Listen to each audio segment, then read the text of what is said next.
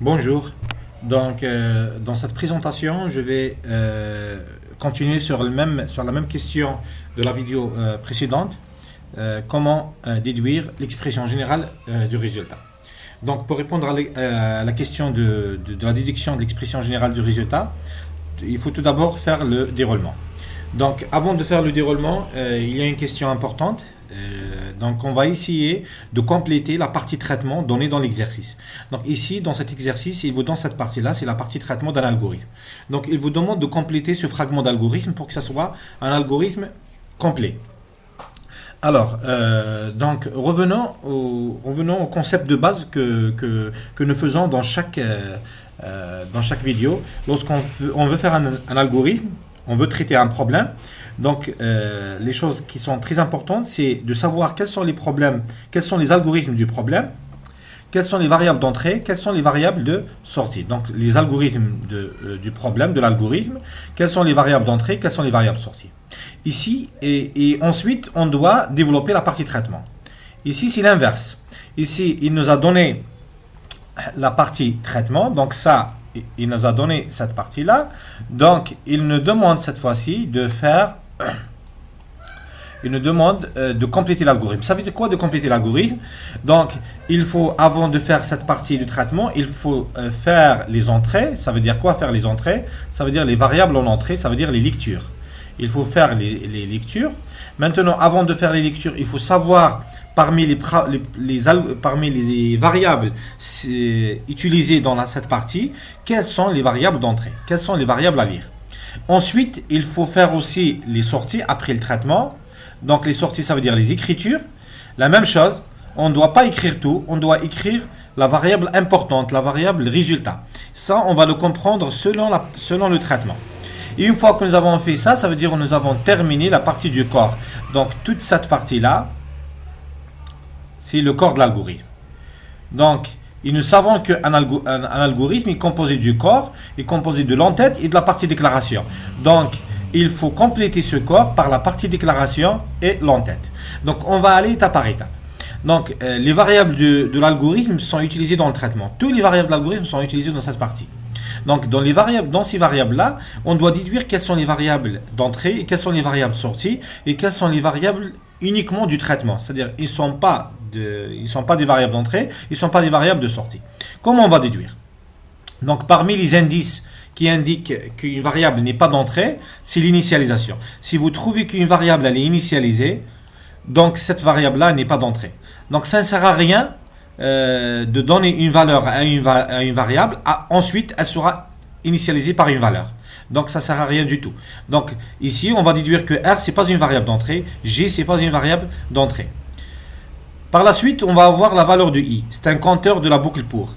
Donc si vous avez un compteur de la boucle pour, donc c'est pas une variable d'entrée, automatiquement. Vous remarquez aussi, donc c'est bon pour G, on a dit que c'est pas une variable d'entrée. Le R, le G il est calculé. Donc ici, le G, il est calculé à base de la valeur de J et la valeur de I. Donc ici, J reçoit G fois I.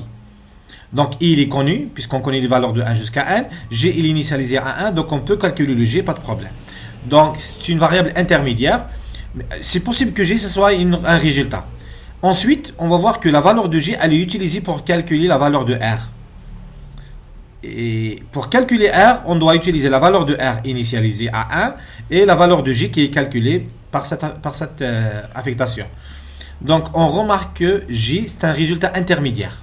Donc, ce n'est pas un résultat final. Pourquoi? Puisqu'on a calculé une valeur de J qui est utilisée par la suite dans une autre affectation pour calculer la valeur d'une autre variable. Donc, ici, la valeur importante, la variable qu'on veut calculer à la fin, c'est R. Donc, on va déduire que la variable d'entrée de l'algorithme, c'est R. Donc, l'algorithme doit se terminer par écrire R. Donc, je vais compléter. Je vais essayer de répondre directement sur la question. Donc, ici, c'est écrire R. Voilà. Maintenant, R, ce n'est pas une variable d'entrée. J, ce n'est pas une variable d'entrée. I, ce n'est pas une variable d'entrée. Donc, R, il dépend de quoi? Il dépend de la valeur de J. La valeur de J dépend de la valeur de I. La valeur de I varie de 1 jusqu'à n. Donc, la valeur de I dépend de n. Et n n'est pas été initialisé. On n'a pas fait n reçoit une valeur. Donc, la seule façon pour donner une valeur à n ici, c'est la lecture. Donc, c'est la variable d'entrée. Voilà. Donc, ça revient à dire quoi? Ça revient à dire que notre algorithme, il contient une seule variable d'entrée, c'est n, une seule variable de sortie, c'est r. Donc n, c'est une variable d'entrée, donc c'est une lecture. R, c'est une variable de sortie, donc c'est une écriture. La partie traitement, elle est donnée dans l'exercice, donc il n'y a rien à faire. Maintenant, qu'est-ce qu'il faut faire? Il faut délimiter toute cette partie-là, les entrées, traitement et sortie. Il faut les délimiter par début et fin, puisque c'est le corps de l'algorithme. On a dit que le corps de l'algorithme, il est délimité par début et fin. Donc, entre début et fin, on va trouver toutes les instructions de l'algorithme. Voilà. C'est très important. Donc ici, on a terminé la partie du corps. Qu'est-ce qu'il manque pour l'algorithme? Pour l'algorithme, il manque, selon la structure que nous avons vue dans les vidéos précédentes, dans le cours, dans les TP, un algorithme est composé de l'entête,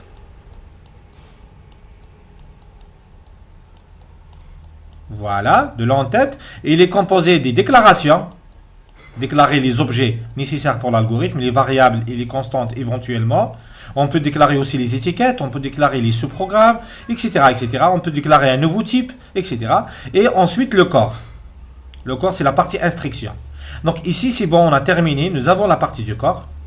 Qu'est-ce qu'il manque? Il manque les déclarations et l'entête. Donc ça, c'est théorique. On l'a vu dans le cours. Donc il faut réviser le cours pour maîtriser ces notions. On va essayer de faire. Donc la partie déclaration, ici, on a uniquement des variables. Donc je vais faire le mot variable pour dire que c'est des variables. La partie en tête, c'est algorithme, le nom de l'algorithme. Donc je vais faire ici nom algorithme. Donc vous donnez le nom que vous voulez. Par exemple, si cet algorithme, si cette question, c'est l'exercice numéro 1, la question 1, on va faire XO1 par exemple. XO1, la question A. Ou bien la question 1, etc. etc. Vous utilisez le nom adéquat de l'algorithme. Les variables, qu'est-ce que nous avons? Nous avons ici 1, c'est une variable d'entrée, on va commencer avec, c'est bien. I, c'est un compteur. Et puisque I, c'est un compteur, donc c'est un entier.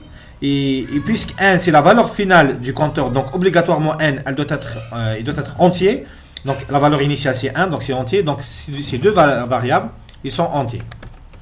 Puisqu'I est entier, vous remarquez, J, il est initialisé à 1 et J reçoit J fois I. Et I, il est entier. Je comprends automatiquement que J, c'est entier.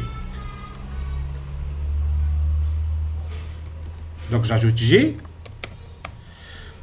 Maintenant, donc on a déclaré J, on a déclaré I, on a déclaré N, il reste R.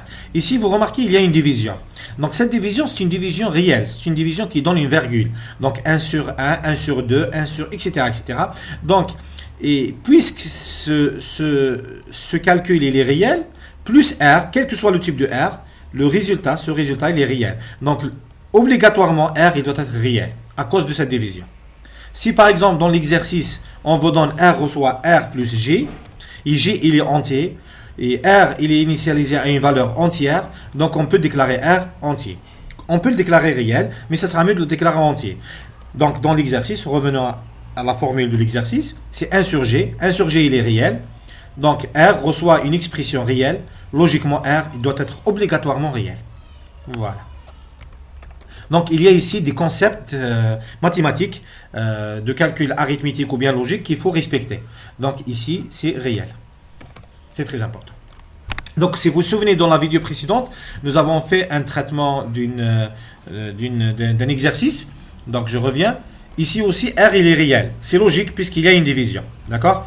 Donc, s'il y a une division, logiquement, il est réel. Donc, il ne faut pas faire entier. C'est bon. Donc, ici, on a terminé la partie déclaration. Donc, voilà. Ça, c'est la réponse à la question A. Donc, compléter ce fragment d'algorithme. Donc, initialement, nous avons la partie traitement. Ça, c'est la partie traitement. On a complété la partie traitement par les entrées, la lecture, entrée. On a complété la partie traitement par aussi sortie. Donc nous avons le schéma standard des algorithmes entrée, traitement, sortie. Toutes ces trois parties-là, ça constitue ce que nous appelons le corps de l'algorithme. C'est la partie instruction de l'algorithme. Le corps de l'algorithme. Voilà. Donc le corps de l'algorithme, toujours, il est délimité par les deux mots début et fin. Voilà. Maintenant, le corps de l'algorithme doit être précédé par une partie déclaration. Dans cette partie, la partie déclaration, dans cette partie, on déclare toutes les variables tous les objets, de façon générale, tous les objets utilisés dans l'algorithme, soit variables, soit constantes, soit les étiquettes, soit les sous-programmes, soit un type, etc., etc. Et la partie variable, elle est précédée par un en-tête dans lequel on utilise le mot algorithme avec le nom de l'algorithme. Donc voilà, j'espère bien que vous avez compris. Ça, c'est très très important. Si vous comprenez, donc ça c'est un principe de base répétitif. C'est un principe qui se répète pour tous les algorithmes. Il faut le comprendre une fois pour toutes. Voilà. Maintenant, on va dérouler l'algorithme pour n égale à 4. Donc, pour dérouler l'algorithme, on a vu, il faut faire un tableau. Les lignes, c'est les instructions. Les colonnes, c'est les variables. Donc, on va faire comme suit. Ici, instruction. Et ici, c'est les variables. Les variables de l'algorithme. Ça sera mieux de commencer par la variable de lecture, c'est n, la variable d'entrée.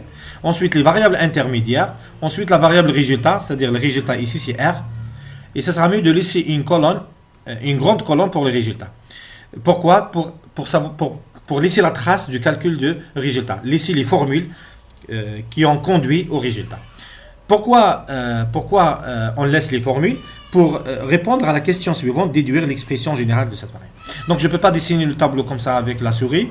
C'est pas pratique. Donc comme nous avons fait pour la vidéo précédente, donc je vais faire quoi? Donc je vais capture d'écran. Donc, je vais passer au Word. Donc, ici, j'utilise l'OpenOffice. Donc, on va essayer de dérouler l'algorithme. Donc, ici, le plus important, c'est la partie traitement. C'est bon, je connais c'est quoi la variable d'entrée, c'est quoi la variable de sortie. Donc, on se concentre sur cette partie.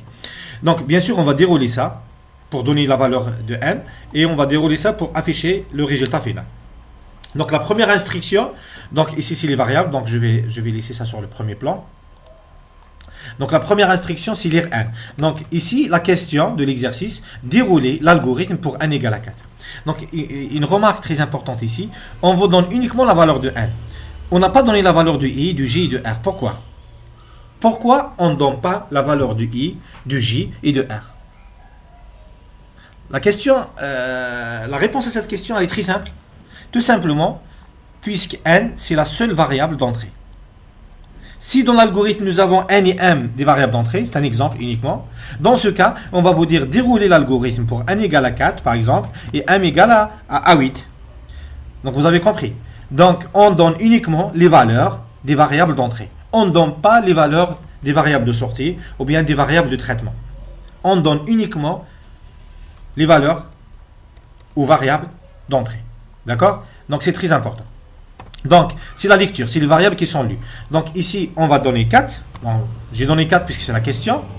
Donc, ici, vous remarquez, i prend les valeurs de 1 jusqu'à n. Le nombre d'itérations, c'est la valeur finale, moins la valeur initiale plus 1. Donc, n moins 1 plus 1, ça devient n. Donc, ici, le nombre d'itérations, c'est n. Donc, logiquement, on doit avoir n itérations. Dans ce cas-là, n égale à 4, on doit avoir 4 itérations. Donc, ici, on fait / pour les autres variables. Donc, à vrai dire, ils sont initialisés à 0. Ensuite, l'instruction suivante, c'est R reçoit Donc, il fait automatiquement R en majuscule. Donc, je vais laisser. R reçoit 1. Ensuite, J reçoit 1. Donc, on peut les faire dans la même case. Ça ne dérange pas, puisque c'est des initialisations.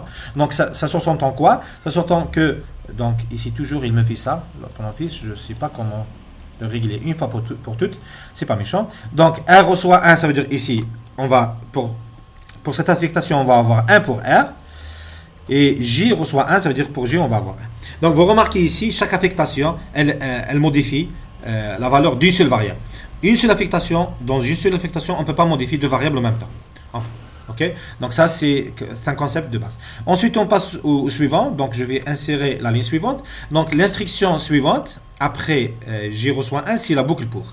Donc ici, on a dit n égale à 4. De 1 jusqu'à n, il y a n itérations. Donc puisque n égale à 4, nous avons n 4 itérations. Donc pour i égale à 1, pour i égale à 2. Donc bien sûr, il faut laisser l'espace. Donc moi, je peux faire l'espace puisque j'utilise l'éditeur de texte. Mais dans le brouillon, bien dans l'examen, il faut tout d'abord développer l'itération 1. Terminer l'itération 1, aller à l'itération 2, etc. Donc ici, je vais aller du global vers le détail. Mais normalement, je dois développer tout d'abord 1. Maintenant, on va aller étape par étape. La première itération. Pour i égale à 1, ça veut dire quoi pour i égale à 1? Ça veut dire i ici, c'est 1. Donc, je vais sauter ici. On va exécuter quoi? Pour i égale à 1. Pour i égale à 1, on va exécuter deux instructions. La première instruction, si j reçoit g fois i. Donc, j reçoit la valeur de j fois i. Donc, je peux faire ici égal à 1 fois 1. Pourquoi 1 fois 1? Tout simplement, g est égal à 1 et i est égal à 1. Donc, c'est clair. Donc, i égale à 1. Donc, je vais écrire ici, pour la ligne correspondante à j, à l'affectation, pardon, ici pour cette ligne-là, je vais écrire pour la valeur de j, c'est 1. Ensuite, l'instruction suivante,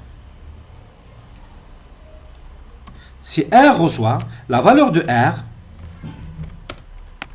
plus, donc ici c'est clair, c'est une somme. Donc, R reçoit la valeur actuelle de R, plus 1 sur J. Voilà, on va écrire. Donc ici, égal. La valeur de R, c'est combien? C'est 1. Plus la valeur, plus 1 sur J, c'est 1 sur 1, qui est égal à 2. Je vais laisser la formule. Cette formule, elle est importante. Ensuite, je ne m'intéresse pas à 2, je m'intéresse à la formule. On va voir. C'est bon, j'ai terminé l'itération 1. Donc pour i égale à 1, on va aller à l'itération suivante. Automatiquement, on fait un pour. Il va incrémenter i, il devient 2.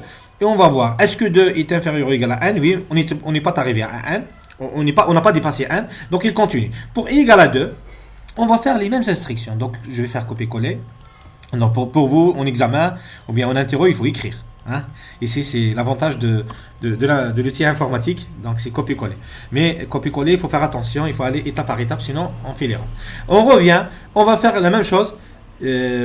J reçoit J fois I. Vous remarquez, on va répéter les mêmes instructions. Ce qui change, c'est quoi? C'est les valeurs. Donc, pour I égale à 2, ça veut dire la valeur de I maintenant, c'est 2. Donc, je suis sur la colonne de I. Voilà. C'est 2. Je vais essayer de minimiser un peu. Donc, I, c'est 2. Donc, J reçoit G fois I. Donc, c'est 1 fois 2 qui est égal à 2. Donc, ici, J égale à 2. Voilà. Ensuite, R reçoit la valeur de R. C'est quoi la valeur de R? C'est 2. Moi, je ne vais pas écrire 2. Je vais laisser la formule. 1 plus 1 sur 1, plus, ça c'est la valeur précédente, de R, voilà, c'est celle-là, plus 1 sur G, et G égale à 2, ça veut dire plus 1 sur 2, voilà. Ça veut dire, si je fais le calcul, réellement c'est 2 plus 1 sur 2 égale à 2,5.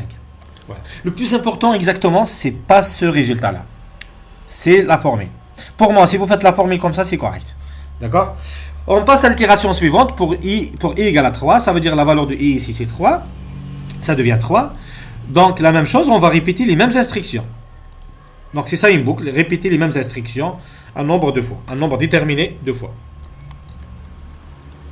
Voilà. Donc, ici, on va refaire les mêmes instructions. Donc, J reçoit J fois I. Donc, c'est quoi la valeur de J? C'est 2. Fois I, c'est 3. Ça devient 6. Ici, la valeur de J, c'est 6. Donc, vous remarquez ici, J, il était 1. Il est devenu 2. Ensuite, il est devenu 6. D'accord? Donc 6. Maintenant, R, c'est quoi? C'est la valeur de R. Voilà la valeur de R précédente. Tout ça, c'est 2,5. C'est 1 plus 1 sur 1 plus 1 sur 2 plus 1 sur J. Maintenant, J égale à 6. C'est 1 sur 6. Voilà. Donc, vous pouvez faire le calcul. C'est 2,5. Ça veut dire la valeur précédente plus 1 sur 6. Alors, 1 sur 6, vous faites le calcul. Donc, c'est pour cela le résultat n'est pas vraiment important. Donc, vous pouvez faire le calcul. Ici, 1 sur 6 égale à combien? Vous faites la division et vous faites la somme. Maintenant, l'itération suivante pour i égale à 4. Voilà. C'est la dernière itération. Puisqu'on est arrivé à i égale à n. n égale à 4, donc on arrête. Donc on continue cette itération, ensuite on arrête. Donc, on va faire quoi? On va exécuter les mêmes instructions. Voilà. Donc, J reçoit J fois I. Donc ici, je n'ai pas corrigé, pardon. Ici, 1 fois 2. Ici, c'est 2 fois la valeur de J, c'est 2. Fois la valeur de I, c'est 3. C'est donc égal à 6. Ici, la valeur de J, c'est 6. Et la valeur de I, c'est 4. Donc 6 fois 4 égale à 24. Voilà, c'est très important. Maintenant, I égale à combien? I égale à la valeur de I précédente, c'est tout cela. 1 plus 1 sur 1 plus 1 sur 2 plus 1 sur 6. Plus 1 sur G. Cette fois-ci, G égale à 24. Et voilà, on arrête la boucle pour. Qu'est-ce qu'il y aura ensuite? Il y aura écrire, pardon, je suis sorti du déroulement. Il y aura écrire R. Donc, c'est la dernière instruction de l'algorithme. réellement, la lecture, elle est importante pour donner la valeur initiale des entrées, des variables d'entrée, et l'écriture, c'est pour afficher le résultat sur l'écran. C'est pour cela l'écriture, elle n'est pas vraiment importante dans le déroulement. Donc, juste, on va copier ça ici, et on va dire que c'est le résultat. C'est l'affichage. Voilà. C'est pas méchant. Voilà. Donc, c'est très bien. Si vous faites comme ça, si vous faites de cette façon-là, malgré vous m'écrivez pas les résultats finaux, ici, le résultat final du R, vous allez avoir la note complète. Puisque c'est clair, vous avez compris le principe, vous avez bien déroulé l'algorithme, et vous avez compris qu'est-ce qu'il fait la lecture, qu'est-ce qu'il font les initialisations, l'affectation, et qu'est-ce qu'elle fait la boucle pour. C'est très bien. Maintenant, arrivons à la question la plus importante, c'est la question C, c'est déduire l'expression générale. Comme nous avons fait la dernière fois. Donc, comment on va faire? On va aller étape par étape. Ici, on peut, donc on a fait une façon la dernière fois, mais on peut procéder avec une autre façon. Donc, si on prend la boucle pour, donc cette boucle-là, et puisqu'ici c'est une somme, R reçoit R plus 1 sur G, donc je vais écrire R comment? R égale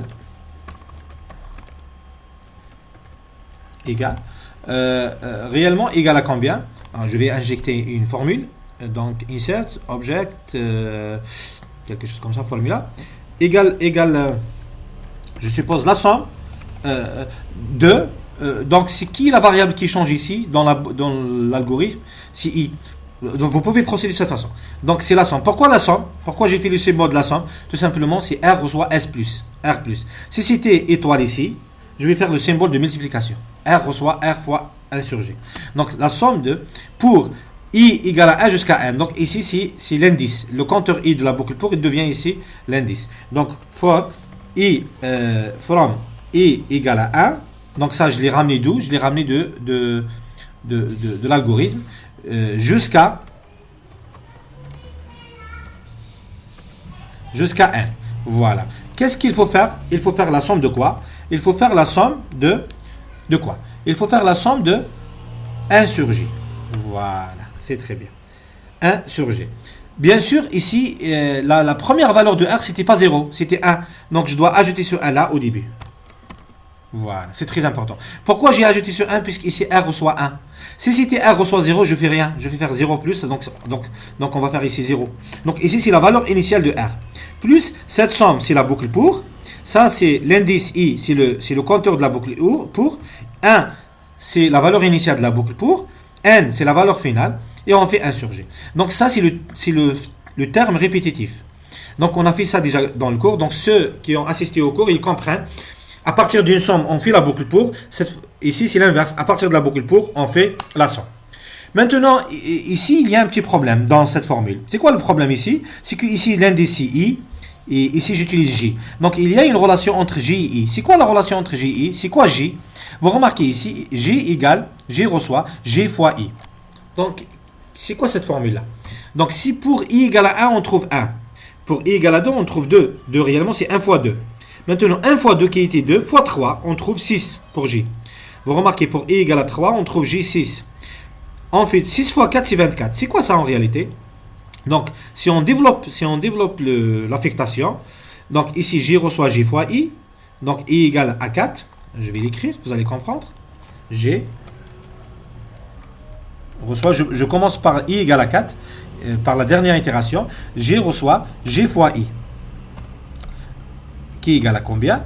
Égal, G c'est combien? C'est 6 fois 4. Maintenant, ce 6-là, comment il a été calculé? Il a été calculé par 2 fois 3 dans l'itération suivante. Donc, qui est égal à 2 fois 3 fois 4. Maintenant, ce 2-là, comment il a été calculé? L'itération précédente, c'est 1 fois 2. Donc, ça devient égal 1 fois 2 fois 3 fois 4. Tout ça, ça donne J. Réellement, tout ça, c'est quoi? Donc, pour I égale à 4,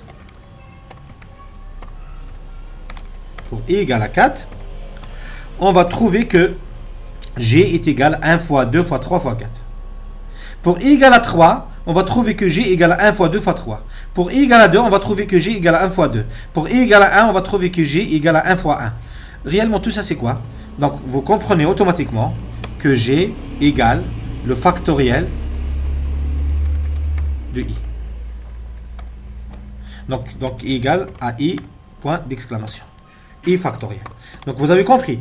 Donc J égale à I factoriel. Donc on va corriger cette formule. On va refaire une autre formule comme ça là, en remplaçant J par I factoriel, pour que ça ne dépend pas du J, ça dépend uniquement du I. Voilà. Donc c'est quoi l'expression générale?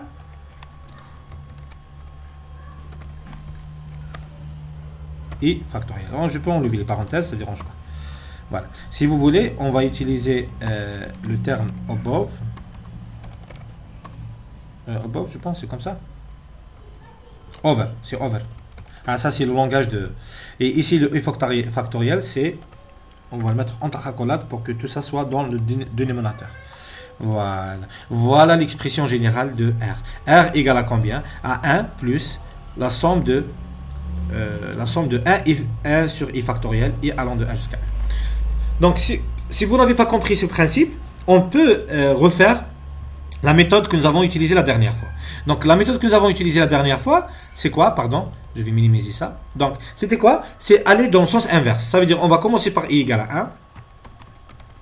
Pour I égale à 1, on va trouver que R égale 1 plus 1 sur 1.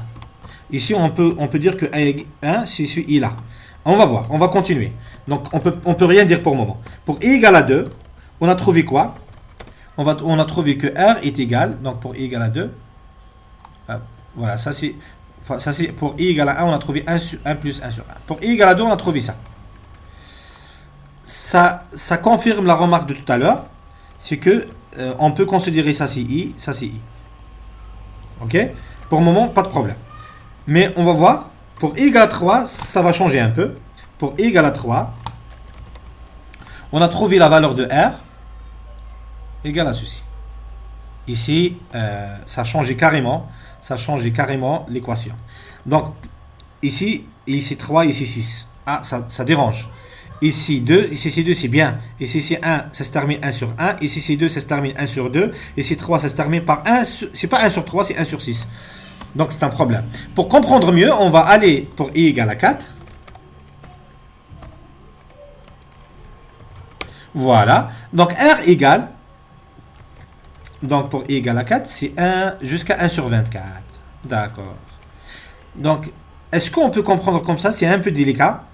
Donc si quelqu'un il a l'habitude de faire des algorithmes, et si vous avez fait déjà l'algorithme de factoriel, ou bien si vous avez un esprit matheux, vous jouez avec les chiffres et les nombres, vous allez remarquer que 1 c'est 1 factoriel, que 2 c'est 2 factoriel, que 6 c'est 3 factoriel, et que 24 c'est 4 factoriel. C'est quoi le factoriel de n?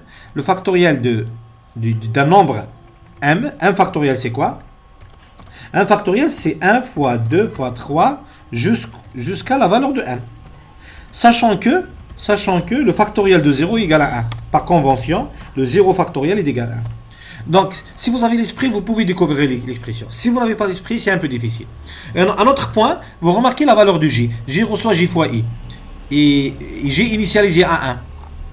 Dans l'algorithme, je reviens à l'algorithme, J initialisé à 1 et J reçoit J fois I. Ça, c'est l'algorithme de factoriel. On a fait déjà l'algorithme de factoriel. F reçoit 1, de façon générale. Pour I, reçoit 1 à N, faire, F reçoit F fois I. Donc, si vous avez un esprit un peu algorithmique, fin pour, vous remarquez ici, F reçoit F fois I, F initialisé à 1. Si vous comparez entre la variable F dans ce traitement-là, avec la variable J dans ce traitement-là, ils se ressemblent. Leur rôle, ils se ressemblent. J reçoit 1, J reçoit J fois I. F reçoit 1, F reçoit I. Ça, c'est le factoriel F. C'est le factoriel de N. Donc ici J, c'est le factoriel de I. D'accord? Donc, c'est très important. Donc, si vous comprenez ça, donc j'espère bien que vous avez compris. Si vous avez des questions, vous pouvez laisser des commentaires. Vous pouvez m'envoyer un mail sur la boîte email programmation 17@gmail.com. Donc travaillez bien, bon courage et j'espère bien que les vidéos que je fais soient utiles pour vous, soient utiles pour les examens. Donc bon courage et travaillez bien.